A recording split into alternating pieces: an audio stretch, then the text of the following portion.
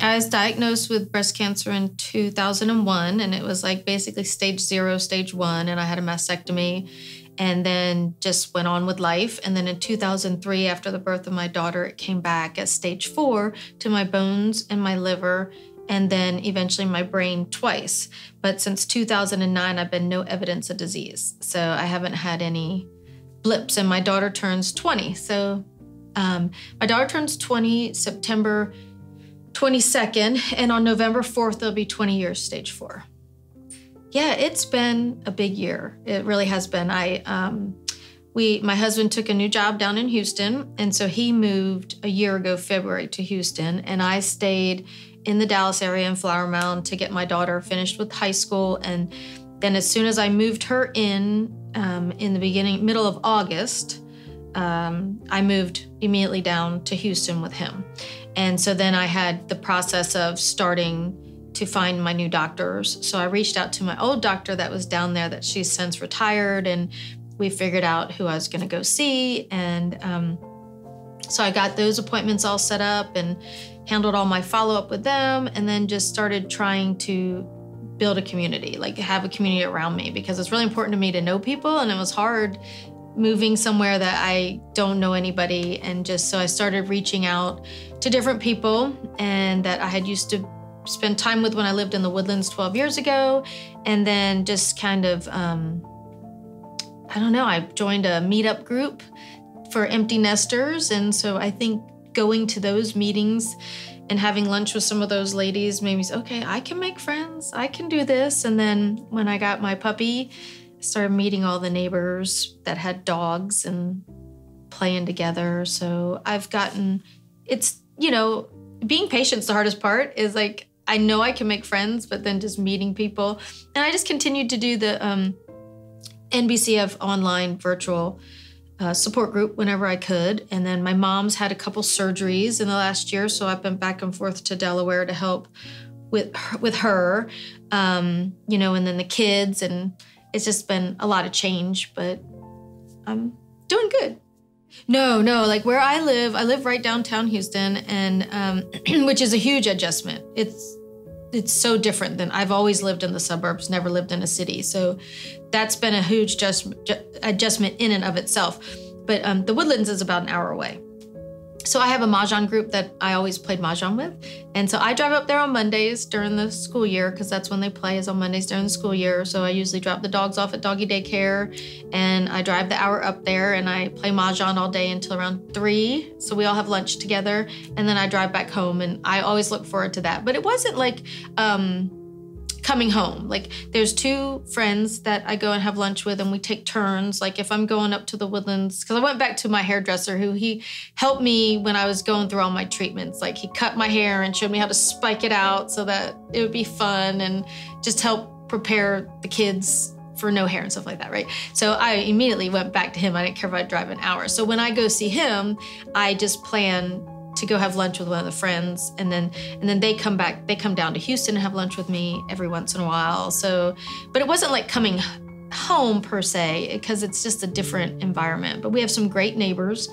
My husband got very sick in January with diverticulitis, and so they came through and helped me out with just the dogs and getting everything situated. And so that made me feel like that's when I started feeling like, okay, this is home, because I felt like I had my people, right? To me, people are so important.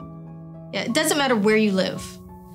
It's the people that you surround yourself with that, like, I could live in Alaska. I mean, and I'm sure it's beautiful, but it's just the people that you surround yourself with. People make it home, right? Yeah, and I would like to find a support group down there that's in person. I've kind of been searching, but a lot of stuff I've found since COVID has gone virtual, and they're staying virtual. Even my church that I was going to down there, their Bible studies are still virtual. So there's the huge shift with the COVID, which people are very fortunate that they can come in person here as well as virtual. So the in-person support group, you have the preliminary time before everybody sits down. And when you're going and you're getting your little lunch box, and you're chatting and picking your seats, and you're reconnecting and you're hugging and you're touching people, right?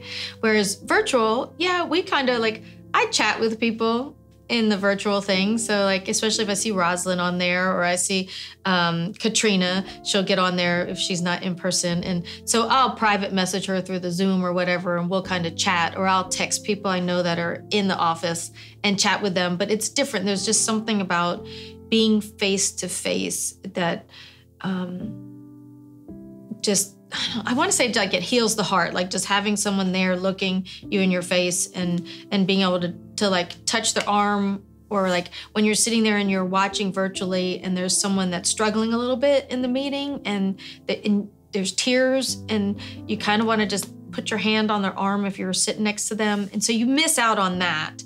But, you know, with Zoom, you can kind of message, you know, but, and I loved volunteering here. I love stuff in the boxes. The kids are kind of like, Taylor's with us this summer. She's home from Alabama. She won't be here with us next summer because she's a nursing degree, as long as she gets through organic chemistry. But she's a nursing major, so she'll start the nursing school, so she'll be there year round. But so Trent is in Oklahoma. He just graduated. He graduated in May from OU with a double major, finance and entrepreneurial business. And so he's finishing up a couple classes this summer that he wasn't able to get in, and then he's looking for a job.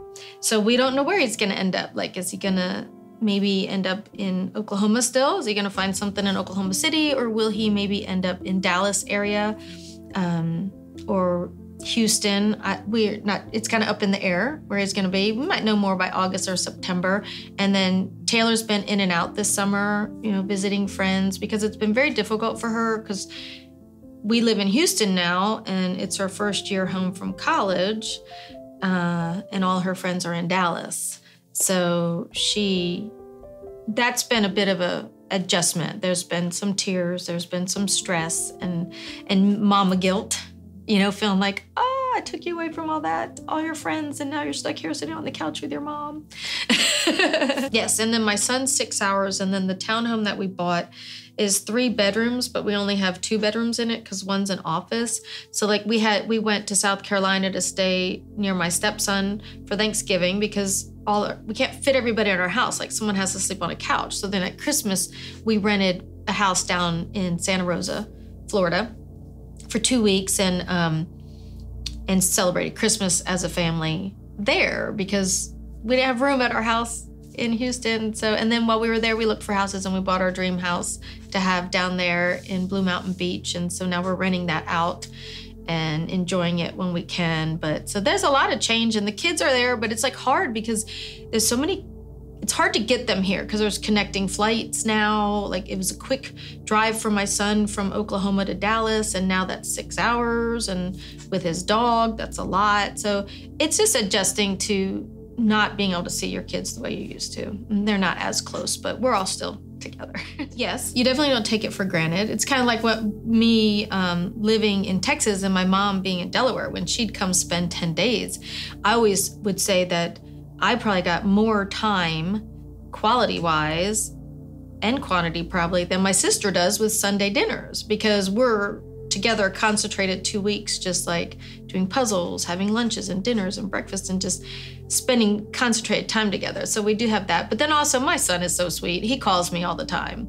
Like he'll call me if he's in the house in between classes and he'll just talk to me for like, sometimes I look at the phone and I'm like, dude, I love you, but it's been an hour and I need to get some stuff done around the house. And Taylor's good about just like texting me, you know, WYD, which I had to look that up. I'm like, what are you doing? I'm like, and she actually was a catalyst for me getting off the couch, because when she first went to college, she would text me like, send me a picture. And she was like, why are you always on that couch? Go do something.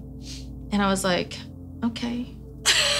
Yeah, she knew. She goes, why are you sitting on the couch? Why are you in the exact same position you're always at when I have you send me a picture? And I'm like, okay, I'll get out of the house. Your kids were catalysts for you during your breast cell journey, right? Mm-hmm. They were your why, those are your milestones. It's beautiful to see that come full circle in this season of your life, and just how they continue to be these driving forces for good for you. They're good kids. You're making me cry. I'm so proud of them. They're the best. Well, they're lucky to have you, and so are we. I want to talk about. Why do you do this? You always make me cry. Well, it's one of those things, right? Until we sit down, we don't realize. Sometimes you just got to say it to realize how blessed. Yeah. You know, I think about that all the time. Let's talk about, for people that don't know, you got a new puppy and kind of the process you're going through. So her name's Lucille Ball, or we call her Lucy because she's a little redhead. And so I've, my son got an Aussie Doodle and I just fell in love with her. And so then when we put our boxer down, I was like, I want another dog, but I want to do something with this dog. And then I thought, you know what?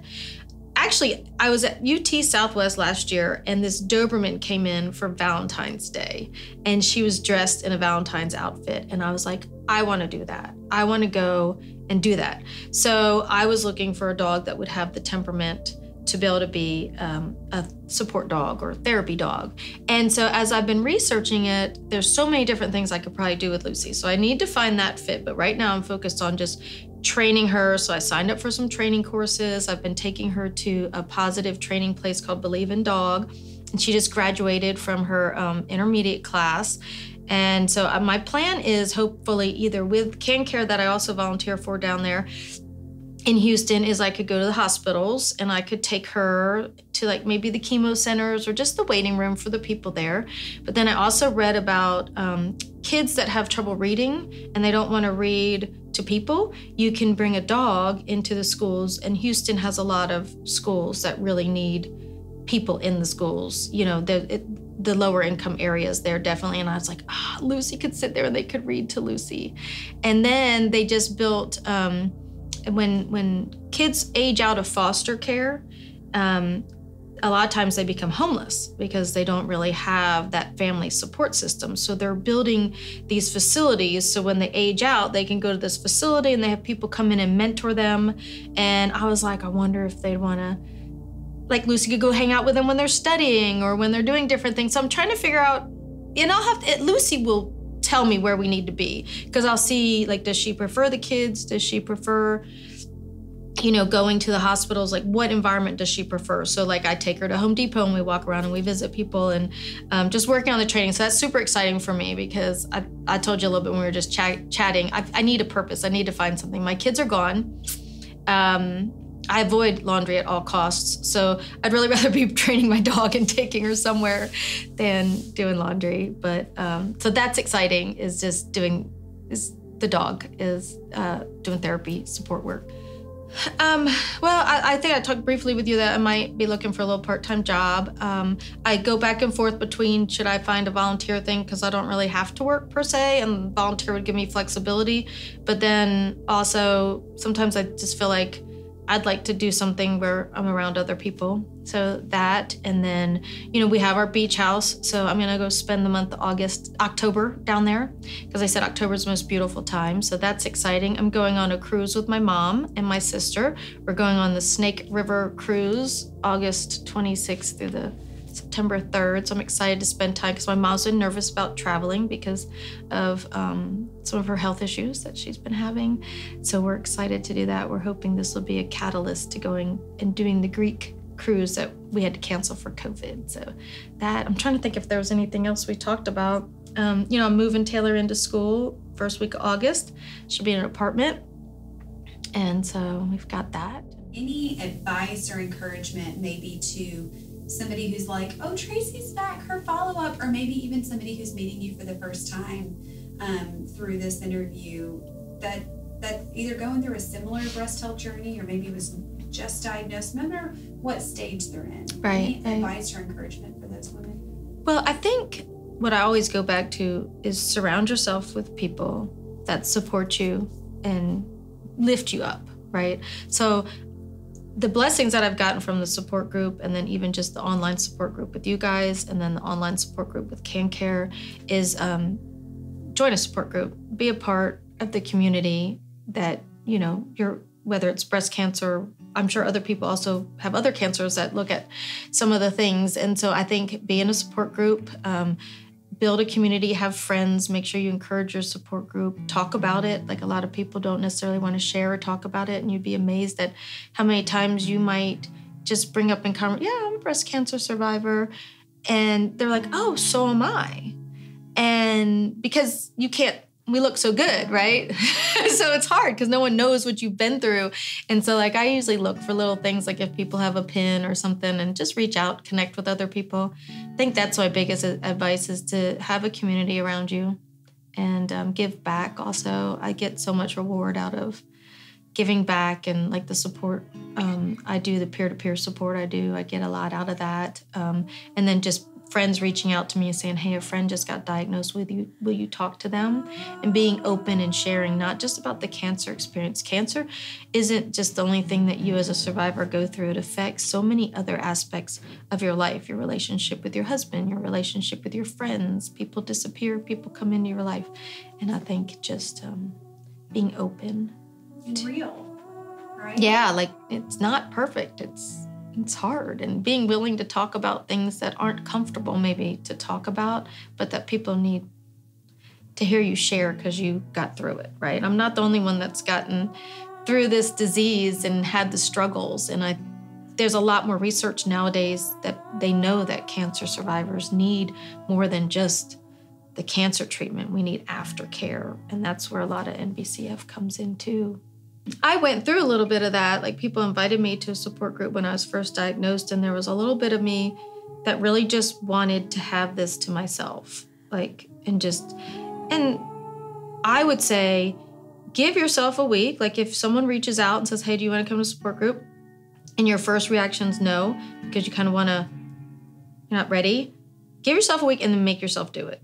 I really think you just have to take that step, or find a friend or ask someone to go with you. Like that Amy brought me here, which is kind of ironic being that I'm the longer term survivor and Amy was bringing me here, but just do it. And everyone's so supportive. That's why it's called a support group. So you could just sit there and not even say anything, and nobody's gonna like try and pry something out of you. Everyone's so respectful. I think you should just do it. Now, if you need to give yourself a little bit of time to talk yourself into it, do it, but don't wait too long, because I took some time between when I moved from Houston to Dallas.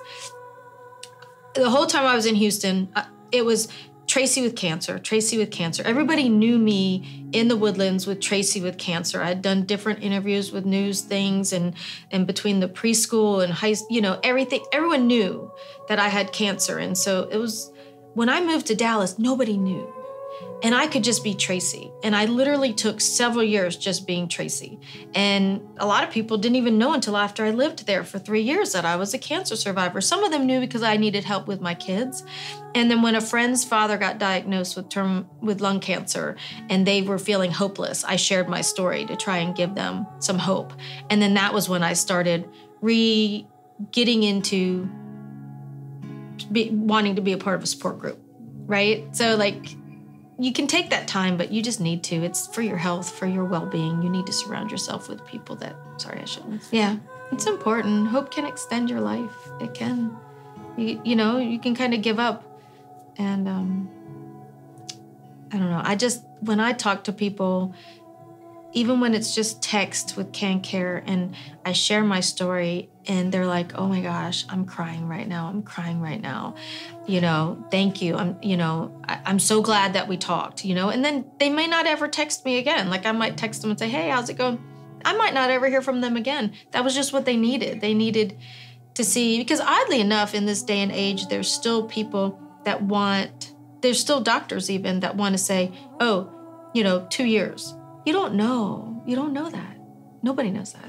So for a while there, I've been working on a book, and at first I was like, I'm going to call it What the, because when my son was young, he'd always say, what the, and I'd get so mad because I knew what he was starting to say, right?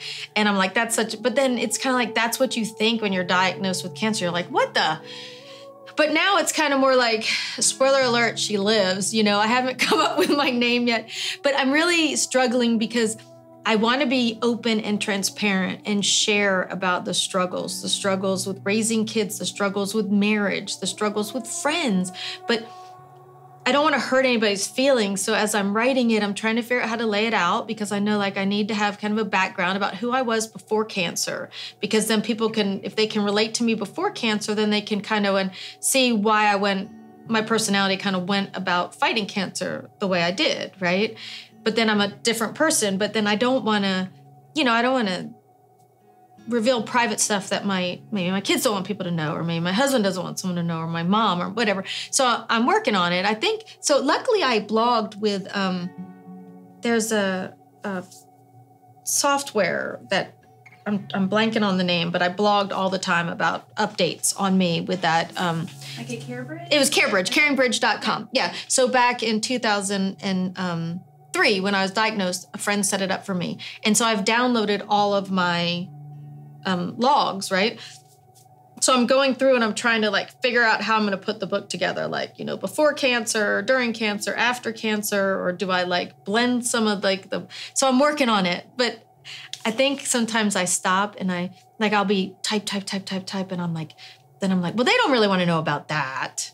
And then I'm like, but maybe they do. So I'm working on it. I hope in the next 2 years that I'll finish it.